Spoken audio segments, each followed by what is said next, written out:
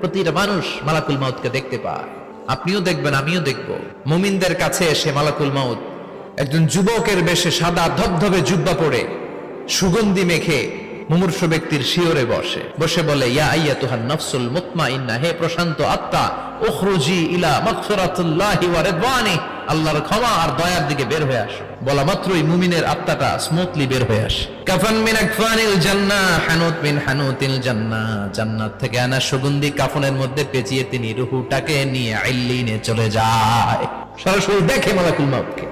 আর যারা ইসলাম বিরোধী, কোরআন বিরোধী, তাদের সামনে এসে মালাকুল মাউত ত্রাস সৃষ্টি করে। আগে কালো কুচকুচে চেহারা, ভয়ঙ্কর একটা রূপ নিয়ে, আকৃতি নিয়ে ধমক দিয়ে বলে, ও পাপাত্তা, ইয়া আইয়াতুহান নাফসুল খাবিসা উখরুজি ইলা গাদাবিল্লাহ, হে পাপাত্তা, আল্লাহর রাগ, ক্রোধ আর গজবের দিকে বের হয়ে